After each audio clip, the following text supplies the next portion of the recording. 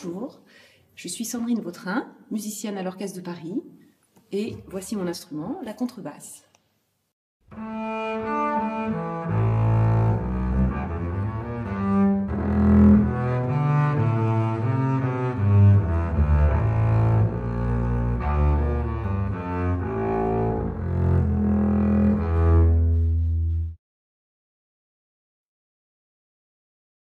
Alors la contrebasse est l'instrument à cordes et à archet le plus gros de l'orchestre, mais c'est en somme un violon gigantesque, puisque de la même manière que le violon, les cordes sont tendues et transmettent des vibrations à la caisse de résonance par le chevalet. Et on a également l'âme, ce petit cylindre de bois à l'intérieur qui n'est pas très visible, mais qui tient la tension entre la table et le fond, exactement comme au violon. La différence peut-être entre la contrebasse et les autres instruments du quatuor, c'est peut-être ces chevilles là qui sont très impressionnantes et avec lesquelles on accorde l'instrument. Voilà, cet instrument est donc monté avec des cordes en métal, comme vous pouvez voir, ce qui n'a pas toujours été le cas puisque auparavant on jouait sur des cordes en boyaux de mouton, qui sont toujours utilisées d'ailleurs dans la musique baroque ou pour certains jazz comme le rockabilly où on utilise beaucoup de slap, même des jazzman qui couplent les cordes en ayant deux cordes métal, deux cordes boyaux, afin d'avoir des cordes plus souples sur le grave et plus véloces sur l'aigu. Mais aujourd'hui dans l'orchestre symphonique on a uniquement des cordes métal. Alors la contrebasse également composée d'une contrebasse bien sûr et de son archet, qui sont tous deux fabriqués par deux artistes différents. Les instruments à cordes sont fabriqués par un luthier et les archets par un archetier. Et la particularité aussi de la contrebasse, qui la différencie de ses autres compagnons de cordes, c'est les deux archets différents qui existent et qui sont pratiqués toujours. D'un côté, on a l'archet dit allemand, et l'archet français. Alors bien sûr la différence c'est, vous voyez, c'est ce qu'on appelle la hausse, cette partie noire qui est bien plus haute sur l'archet en haut qui est l'archet allemand et l'archet ici traditionnel que vous connaissez en France, enfin que vous voyez dans les orchestres, dans le nôtre en tout cas. Alors quand on commence la contrebasse il y a plusieurs difficultés. Évidemment, on a donc plusieurs paramètres, il y a la main gauche, il y a la main droite, donc on apprend à tenir l'archet, ce qui n'est pas une évidence puisqu'il faut en même temps le tenir et en même temps ne pas l'agripper. Et bon, au début, les enfants, ou en tout cas plus tard, on entend souvent ça va être un peu dur, pas très bien maîtrisé parce qu'il faut à la fois de la douceur et à la fois une présence sur la corde. Donc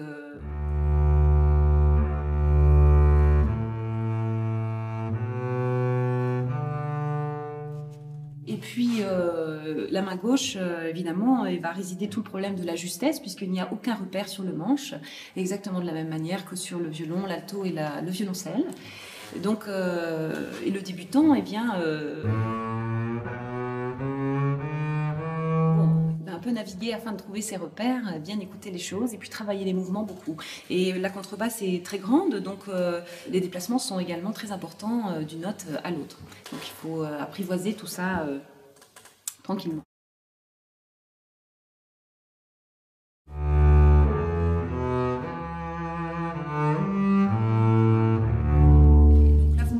Peut-être aussi émettre une vibration particulière, il s'agit du vibrato, donc on peut jouer un son tout droit.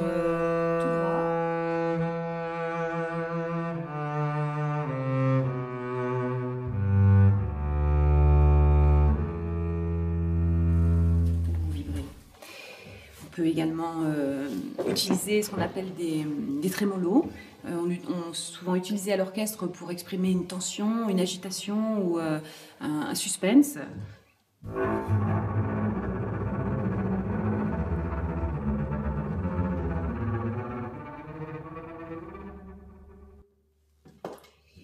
Également, bien sûr, les pids qu'on utilise beaucoup à l'orchestre.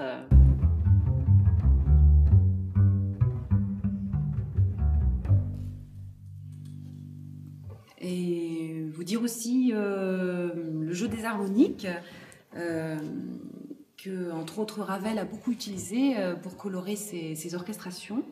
Et donc une harmonique, on effleure la corde, pour le coup on n'appuie plus, on n'enfonce plus le doigt sur la touche, on effleure à certains endroits bien précis. Là j'appuie et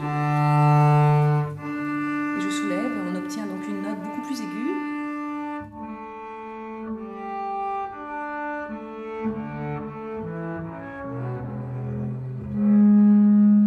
Je vais vous montrer aussi une autre contrebasse qui possède 5 cordes, qui est également couramment utilisée à l'orchestre, puisqu'on joue en alternance une 4 cordes et une 5 cordes. Nous sommes 8 à l'orchestre, et donc 4 jouent la 4 cordes, 4 jouent la 5 cordes à chaque fois. Donc je vais vous montrer. Alors donc parfois je suis amenée à jouer cet instrument qui est donc une contrebasse à 5 cordes. C'est une corde plus grave qui est ajoutée. Donc tout à l'heure je vous ai montré la corde mi qui était la plus grave sur la 4 cordes. Et ici on va avoir un do. Qui se retrouve donc une octave inférieure au do grave du violoncelle. La note la plus grave du violoncelle est identique à cette note la plus grave de la contrebasse, une octave inférieure. Donc, ce qui permet d'aller vraiment dans les limpes des profondeurs de la musique. Alors, durant toute la période classique, avec Haydn et Mozart, les partitions de contrebasse doublaient les partitions de violoncelle. Et ce n'est que plus tard, à la période romantique, avec Beethoven, que les partitions s'émancipent et la contrebasse a son propre discours.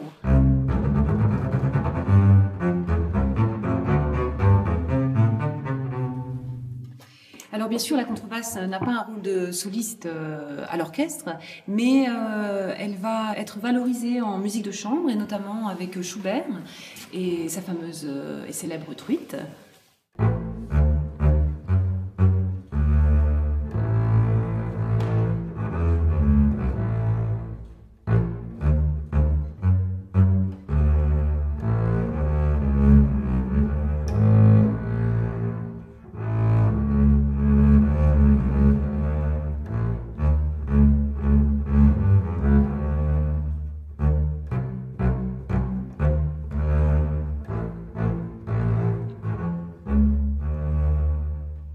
Et plus tard, la contrebasse va susciter diverses inspirations qui vont aller du burlesque, du grotesque, jusqu'à la mélancolie, un spectre assez large d'expression.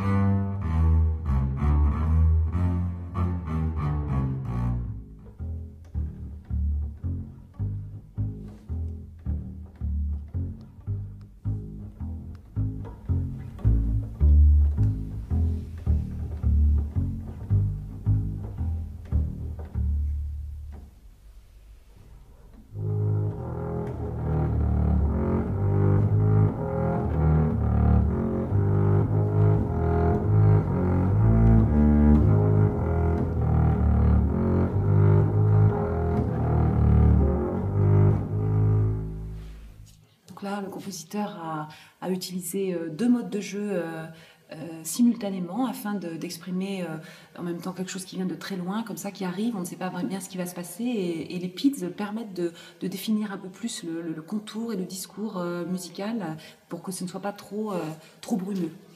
Voilà.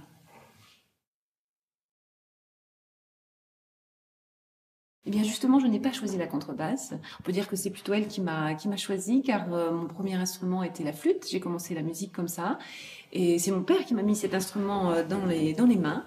Et j'avoue qu'au début, c'était un peu comme un défi. Finalement, cette montagne à gravir m'a offert un point de vue tout à fait inattendu et très attirant.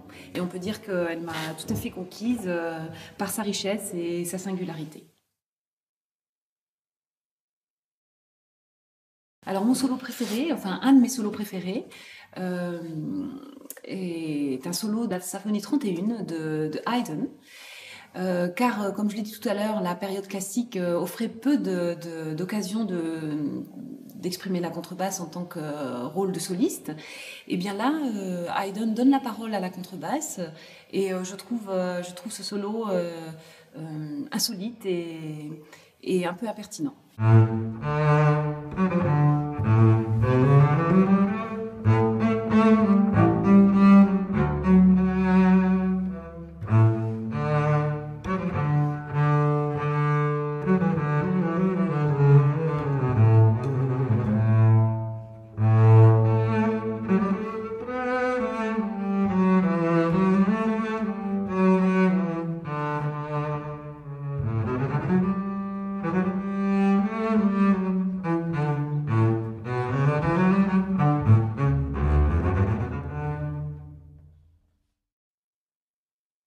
Alors la question qu'on me pose toujours, c'est combien ça pèse?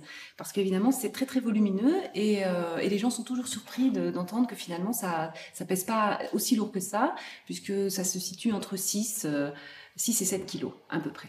Et d'ailleurs, quand j'ai l'occasion de me promener avec ma contrebasse dans la rue, les gens qui se sentent suffisamment à l'aise me disent mais vous auriez dû choisir la flûte, alors, ce qui est un comble pour moi. Voilà, ça me fait toujours un petit peu sourire en coin.